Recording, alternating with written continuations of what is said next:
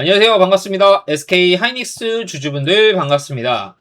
일단 기다리고 있던 부분들이 어느 정도 지금 마무리가 되고 있는 것 같습니다. SK 하이닉스 노후사 교섭 마무리 수순을 밟고 있다. 곧 잠정 합의안이 정리가 될 것이다 라고 발표가 되었는데 금일 오후에 이제 잠정 합의안이 문구가 정리가 되겠다라고 이제 나온 부분이에요. 근데 오늘의 핵심은 이게 아닙니다. 제가 이제 말씀드리고 싶은 거는 크게 한번 지금 상승세가 나타나고 있는데 보여드릴게요. 지금 보면 SK 하이닉스가 장중에 엄청나게 빠졌잖아요. 근데 지금 양봉으로 바뀌었어요. 에? 왜 갑자기 양봉이지? 아까 그 노조가 갑자기 합의문이 이제 끝났다라고 해서 이게 그렇게까지 올라갈 일인가? 라고도 생각하실 수가 있어요. 근데 근본적으로 그 부분은 아닙니다. 자, 일단 보여드릴게요. 지금 보시게 되면 얘가 이제 장 끝날 때까지 148만 6천원까지 찍고 빠지면서 끝났어요. 네. 여러분들도 아시다시피 이게 9시 10분부터 반등세가 나왔거든요. 쭉 빠지다가 오전에 그러고 나서 조금 어느 정도 회복하다가 10시 넘어서부터 10시 반부터 쭉 빠지기 때문에 쭉 빠지면서 끝날 때까지 회복하지 못하고 계속 빠지기만 하다가 이제 끝났는데 장 끝나고 나서부터 지금 급상승세가 나타나고 있죠. 이렇게 무엇 때문에 이렇게 올라갔을까요? 이게 딱 우리가 기다리고 있는 부분들이 나오긴 했습니다. 보여드릴게요. 네, 이 부분에 속보가 하나 떴어요. 속보 SK하이닉스 40조 원 자사주를 취득한다. 네, 그걸 취득해서 소각을 통해서 주주 가치를 재고를 하겠다라고 발표했습니다. 40조 원이면 엄청난 규모입니다. 지금 한 1200조 정도 되거든요. 실질적으로 시총이 1200조면 이게 40조면 몇 프로입니까? 딱 30분의 1이죠. 딱 30분의 1. 100으로 따지면 3.3이 되겠죠. 그쵸? 그러면 3.3%를 소각한다는 거예요. 없앤다는 겁니다. 엄청난 숫자기는 합니다, 여러분들. 이게 뭐 1, 2%만 사실상 소각한다고 해도 엄청난 수량인데 이 시점에 얘네가 3.3%를 자사주를 취득해서 소각하겠다라고 얘기를 했습니다. 그러면 100개가 있었다 하면 이게 96.7개로 바뀌는 거거든요. 그러면 내가 가만히 있어도 3.3%의 값어치가 더 생기는 겁니다. 이거보다 조금 더 커지겠죠. 100개 있을 때에 내가 수량이 한 해였는데 96.7개 있을 때 한 개가 되면 이 줄어든 숫자만큼에서 비율로 따지게 되니까 3.3%가 더 되겠죠. 거의 한 4% 이상은 될 겁니다. 그러면 4% 이상의 주가가 올라가야 정상인 거예요. 단순 계산 수치로. 근데 이런 희소수익이 나왔을 때는 대부분 이거보다 훨씬 더 2배 이상, 3배 이상 많이 움직이죠, 위로. 그게 맞습니다, 보통. 근데 지금 시장 자체가 안 좋으니까 이 4%대 이상 상승세도 쉽지 않은 상황이에요, 지금 보면. 계산을 한번 해볼까요? 지금 얼마나 움직였는지? 대략적으로 150만원이라고 계산했을 때 150만원으로 끝난다고 했을 때 가격이 지금 162만 4천원이에요. 4% 계산해볼게요. 얼마일까 이게? 4 6 156만원 가면은 4%입니다. 162만원이죠. 그러면 여기 딱 2배, 한 번 더 갔어요. 8% 정도 상승이 나온 겁니다. 얘 기준으로. 여기 기준으로. 발표한 기준으로 지금 8%대에서 지금 움직이 나타나고 있는 겁니다. 생각보단 많이 올라온 건 맞아요. 근데 사실상 이 소식을 접하고 8%만 올라갔다?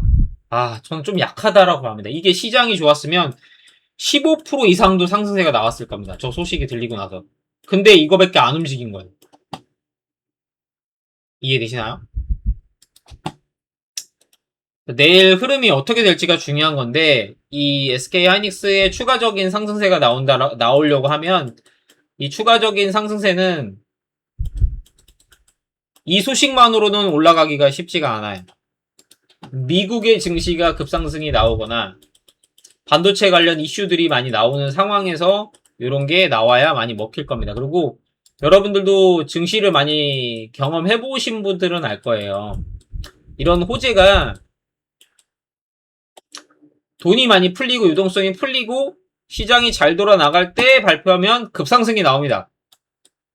근데 증시 자체가 안 좋은 상황에서 호재가 나온다라고 하면 그 호재만큼의 효과를 못 봅니다, 여러분. 그래서 왜 이거밖에 안 가지? 라고 생각하시면 안 돼요.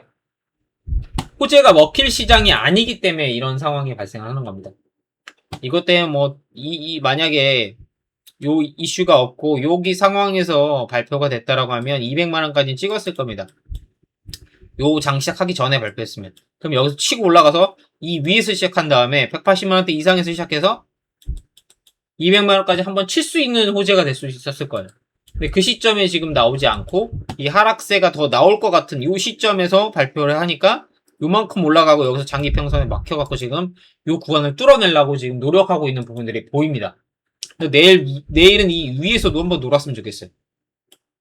그러려면 미국 증시 상태를 좀 봐야 되거든요. 그래서 해외 증시를 한번 보겠습니다.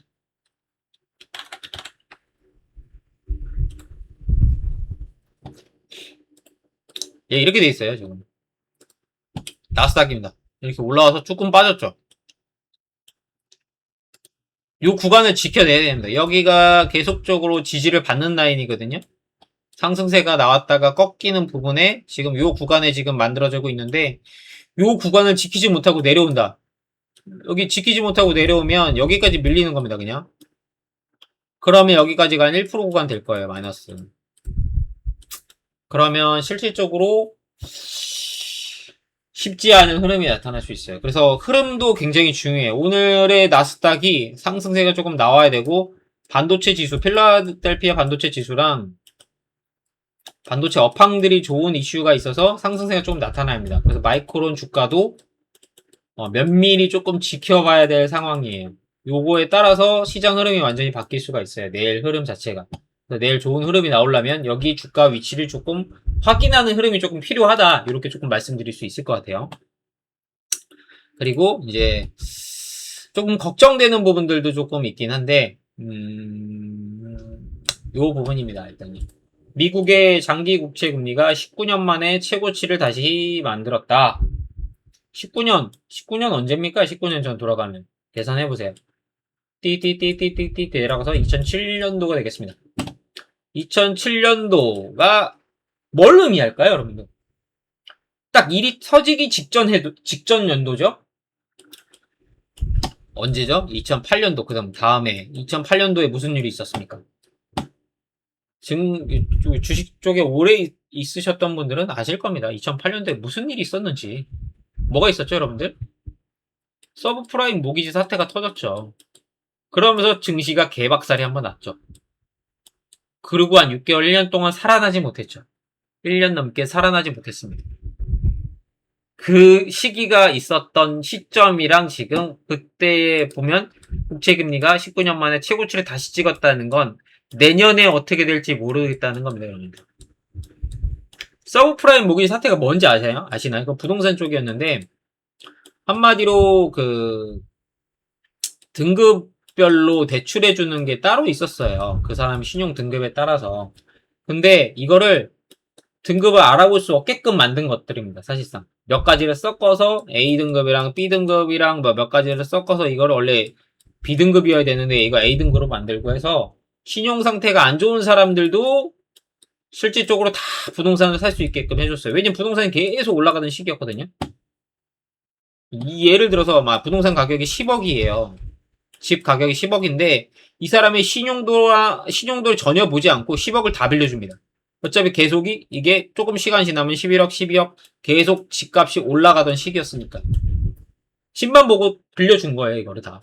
그러다 보니까 나중에는 어떻게 돼요? 고점을 찍고 쭉 빠질 때는 어떻게 되죠? 이걸 하나도 회수하지 못하는 겁니다. 그래서 은행이 작살난 겁니다, 은행이. 이렇게 빌려주면서 부동산으로 인해서 그렇게 발생했던 게 서브프라임 모기지 사태예요. 근데 이게 AI로 인해서 발생할 수도 있겠다라는 생각이 저는 듭니다. 어떻게 이런 현상이 발생할 수 있을까요? 제가 좀 생각해보면 제가 내피셜이에요. AI로 지금 가장 큰 돈을 많이 버는 업체는 어디죠? 반도체죠. AI 시대가 도래한다라고 해서 이거로 물건을 만들어야 되니까 거기에 들어가는 핵심 부품에 반도체, ACBM 이런 게 많이 필요하니까 일단 만들어 달라고 많이 하는 거예요. AI를 이제 판매를 하려고 하는 업체 쪽에서는 많이 필요하니까 앞으로 이 시대가 올 거니까 엄청난 수량을 해서 주문을 넣기 시작합니다. AI는 꿈에 부풀어 있죠. 아, 이걸로 우리가 한번 대박을 칠 수 있겠구나. 라는 생각에 반도체로 엄청나게 주문을 들어가고 공장을 만들어서 반도체 회사들은 이걸 계속적으로 공급할 걸 예상을 하고 시스템을 다 만들어 놓습니다. 지금 반도체 공장들 용인에도 많이 만들고 있잖아요. 뭐 여기서 뭐 또 광주까지 또 만든다라고 얘기를 하는데 이건 솔직히 안 될 것 같고 용인에 있는 것도 아직도 뭐 완공이 안 됐는데 이것까지 또 할까요? 이것도 뭐 한 5년 정도 걸린다는데 아직까지 이것도 안 된 상황에서 이거를 저는 그건 말이 안 된다라고 보고 일단 각설하고 그래서 이제 반도체 회사들을 일단 만들어서 이제 공급하기 시작합니다. 근데 실질적으로 지금 AI 회사들이 이걸로 매출을 지금 뽑아내고 있느냐 그만큼의 성과를 달성하고 있느냐가 가장 중요한 시점이에요. 근데 얘네가 매출이 지금 실질적으로 생각한 것만큼 나오지가 안 올 것 같다는 생각이 들어요. 그러지 않을 것 같다는 생각이 들어요. 그러면 이 AI로 이거를 만들어서 판매하는 구매처들, 반도체를 만들어 갖고 이제 그냥 이런 구매처들이 애플이라든지 이런 애들이 지금 말도 많이 나오고 있어요. 반도체 너무 비싸다. 이거를 해서 원가가 너무 비싸기 때문에 얘네가 팔아먹기가 힘들다. 그만큼의 수요가 폭발적으로 일어나서 우리가 물건을 만들면 만들수록 가격을 올려갖고 판매할 수 있는 상황도 안 된다. 라고 하니까 미국 정부에다 얘기를 하죠. 야, 야, 너무 힘들어. 중국 거 반도체 조금 싼 거 해서, 어? 우리 늘 수 있게끔 조금 해줘. 라고 했더니 미국에서 트럼프가 뭐라고 합니까? 개소리야. 중국? 절대 안 돼. 라고 해서 최근에 반도체가 우리나라 뭐 아이크론하고 SK하이닉스라 삼성전자가 쭉쭉 올라갔었죠. 그런 상황이에요. 그렇다라는 거 우리가 그걸 봤을 때, AI를 직접적으로 이제 만들어서 판매하는 업체들이 이게 수지 타산이 쉽지가 않은가 보네? 라는 걸 생각하셔야 돼요. 고부가가치로 반도체 비싼 거를 엄청나게 들어가갖고 이제 했는데, 이게 안 먹히기 시작한다? 돈이 안 되기 시작한다? 그러면 얘네는 할 필요가 없어지는 겁니다. 타산이 안 맞기 때문에. 그럼 지금 점차적으로 얘네한테 요구를 많이 하겠죠. 야, 반도체 너무 비싸. 좀 깎아줘, 우리 거. 근데 여기밖에 할 데가 없으니까 우리 SK하이닉스나 삼성전자는 뭔 개소리야. 니네가 옛날에 갑질 많이 했잖아. 못 깎아줘. 그냥 그대로 해. 라고 지금 하고 있는 입장이에요, 지금은. 근데 이 입장이 바뀌었을 때, 그리고 AI가 실질적으로 우리 사용하시는 분들 많잖아요. 무료로 쓰시는 분들도 있고 챗GPT나 이제 제미나이 이런 거 쓰시는데 무료로 쓰는 사람들이 훨씬 많습니다. 유료 버전은 정말 전문적인 지식이나 이런 거를 활용하시는 분들이 유료 버전을 조금 쓰시는 분들 좀 있고 개인이 쓰는 경우는 그렇게 많지가 않아요. 그리고 기업들이 나중에 활용을 조금 많이 하겠죠. 그래서 생각했던 것보다 AI로 활용해서 만든 제품들이 고부가가치 비싸게 해서 서비스로 나갈 수 있는 부분들이 굉장히 제한적일 거라는 생각이 많이 들어요. 그리고 지금 세계 경제 자체가 팽창을 엄청나게 많이 하고 있는 입장도 안 되거든요.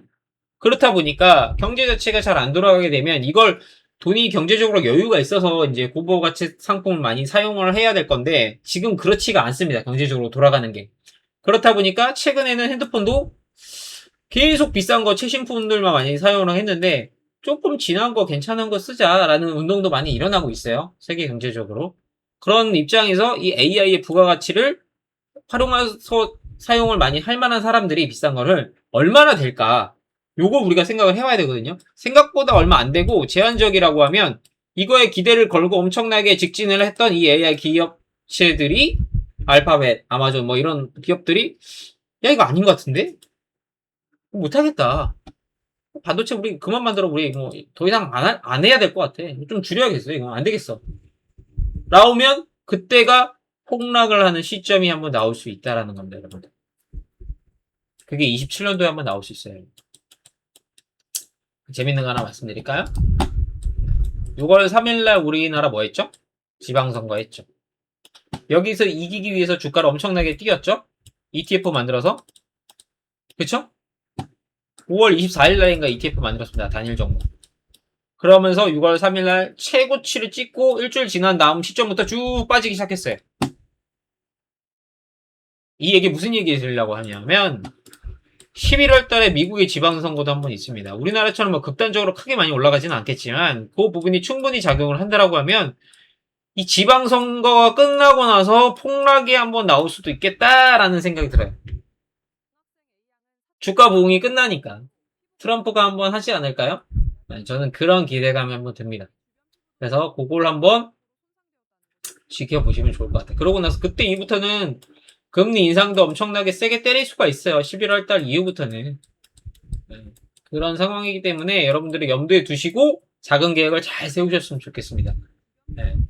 제가 하나 말씀드리자면 돈을 버는 것도 중요한 건데요. 돈을 잃지 않는 게 중요한 겁니다. 잃고 나면 다시 할 수가 없어요, 여러분들. 돈을 못 버는 건 괜찮아요. 막 시장 막 올라갈 때 내가 이 기회를 놓쳐갖고 조금밖에 못 벌었어. 이건 괜찮아요. 근데 쭉 빠질 때 내가 여기서 빨리 판매하고 나온 게 훨씬 더 중요합니다. 그래서 그런 걸 여러분들이 한번 머릿속으로 되뇌이시고 생각해 보셨으면 좋겠습니다. 오늘 준비한 내용 여기까지 말씀드리고 좋은 밤 보내시길 기도드리겠습니다. 감사합니다.